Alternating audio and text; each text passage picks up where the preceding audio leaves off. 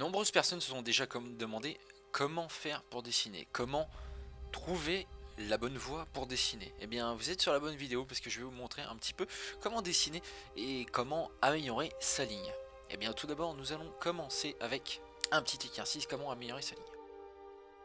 Vous prenez votre stylet, vous commencez à faire quelques traits, vous mettez 2 points entre les deux et vous venez tirer. Et le but du jeu en fait ça va être de pouvoir justement améliorer son trait direct pour faire des lignes droites.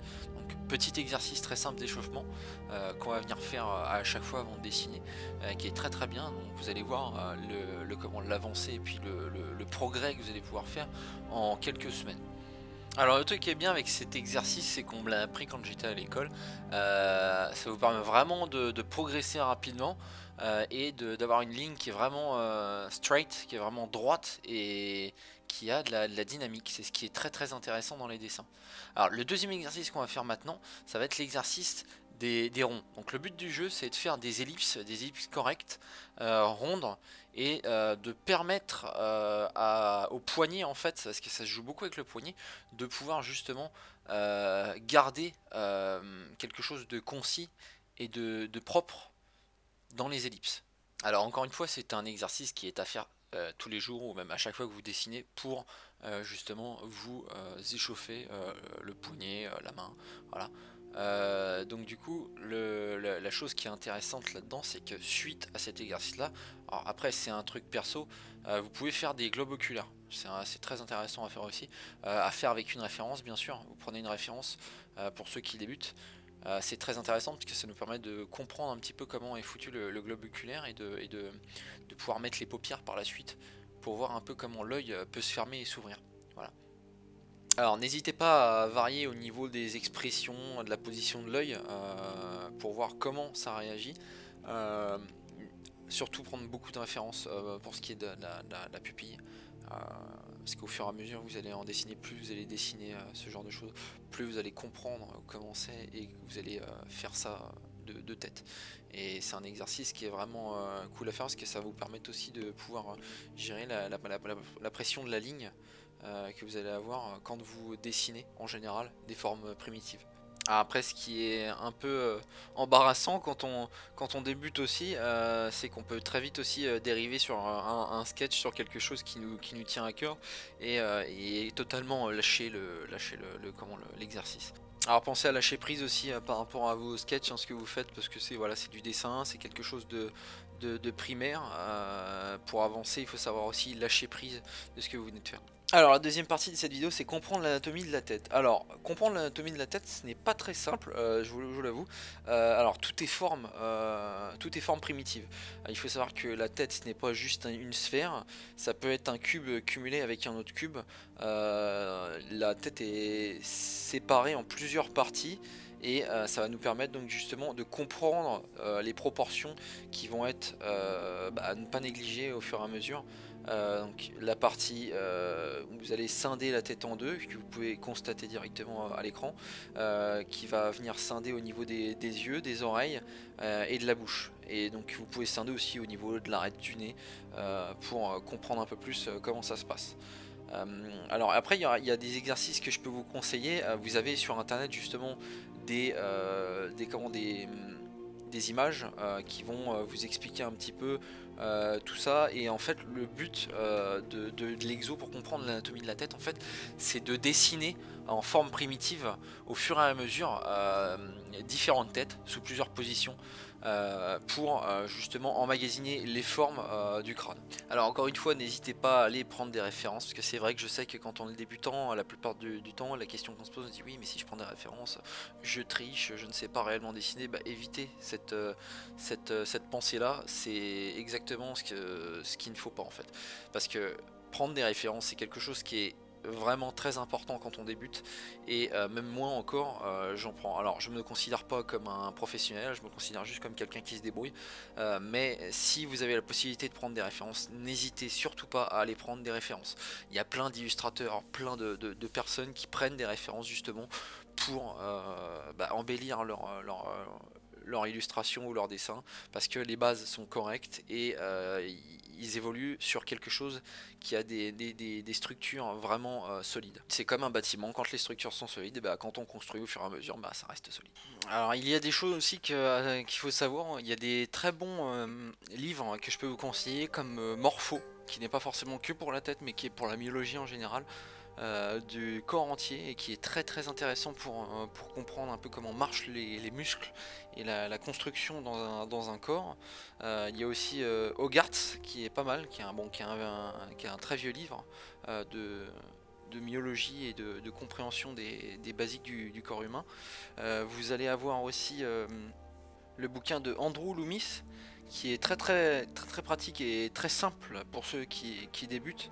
Enfin, vous me direz, de toute façon je vous conseille des livres, donc voilà, si vous avez de quoi regarder, si vous voulez vous y intéresser, je vous mets les petites références. Alors dans cette partie de la vidéo, on va plutôt parler un petit peu de ce qui se passe en fait dans l'apprentissage en fait de la tête, donc de la compréhension du visage et un petit peu comment ça marche. Donc du coup là, ce que vous avez à l'écran en fait, c'est un sketch en fait d'un visage d'une sculpture, d'une statue, ce qui est sympa à faire aussi quand on veut comprendre un petit peu les volumes en général du visage et de la tête. Vous allez avoir en fait différentes choses du visage qui vont être plus compréhensibles quand vous allez avoir une statue devant vous, parce que les angles sont beaucoup plus simples à comprendre, c'est beaucoup plus sharp, et donc pour le dessin, avec la couleur de la pierre, c'est très facile à voir et à emmagasiner les formes. Alors après, quand vous dessinez quelque chose qui est juste en face de vous, vous n'êtes pas obligé de le faire le plus réaliste possible. Il y a différentes façons d'aborder les choses.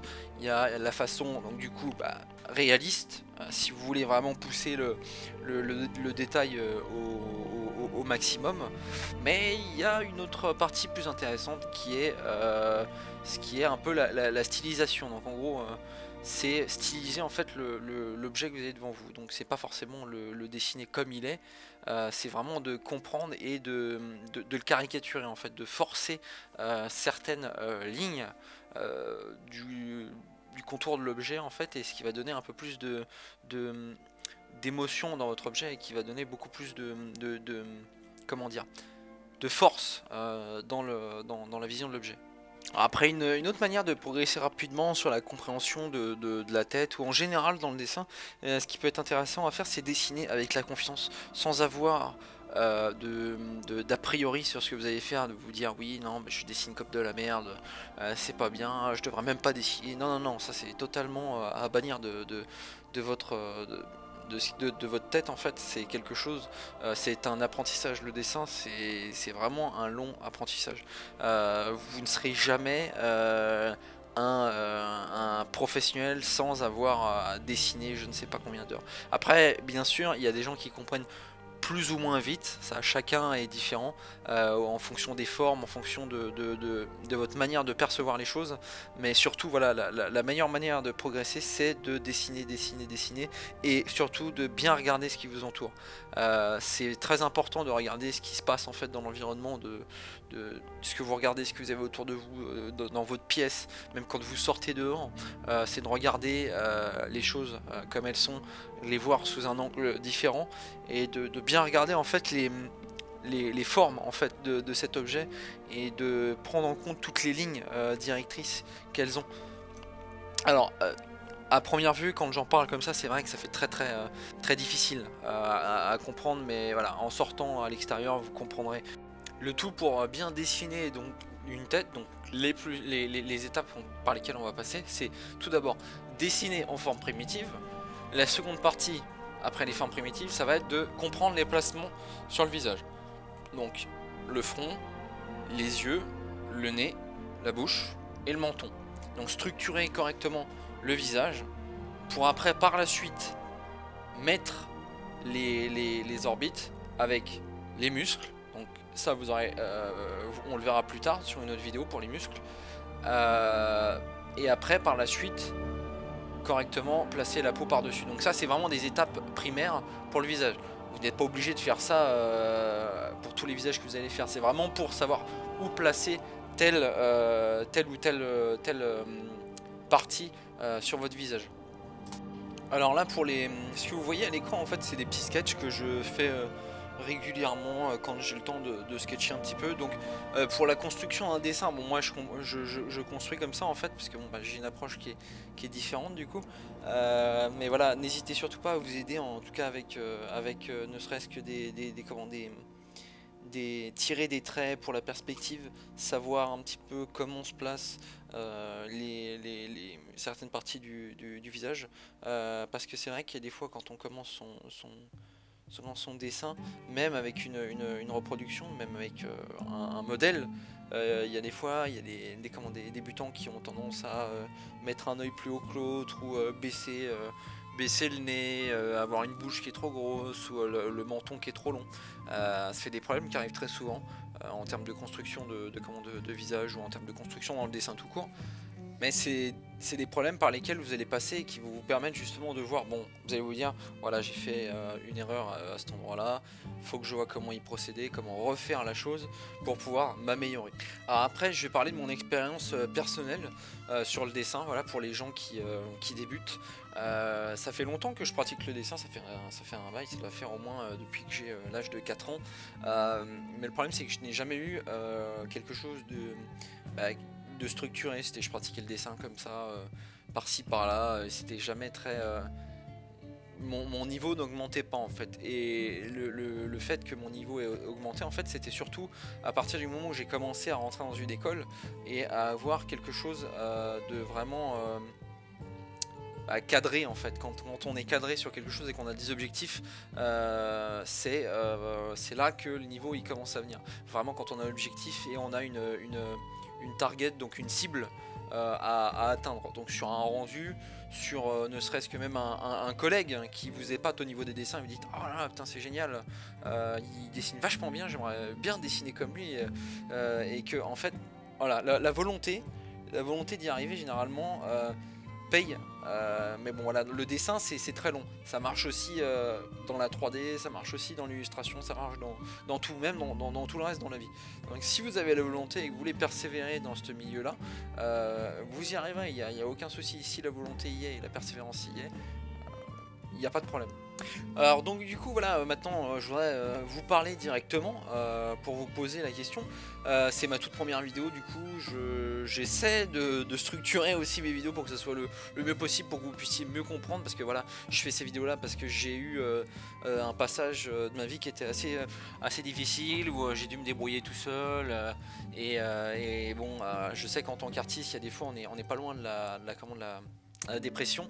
Donc du coup voilà, je fais ces vidéos dans le but d'aider les gens qui veulent tout seuls apprendre le dessin, et ne serait-ce qu'un peu structurer la manière dont ils apprennent, et de les tirer vers le haut, et voilà, comparé à d'autres personnes qui sont dans le dessin, il y a des fois qui font l'inverse et qui tirent vers le bas. Voilà, donc moi c'est pas mon but, c'est de vous montrer un petit peu comment ça se passe avec les connaissances que j'ai. Voilà, je ne suis pas, encore une fois, je suis humble, je ne suis pas un professionnel, et j'essaie de montrer avec les connaissances que j'ai. Voilà, j'espère que cette vidéo vous aura plu.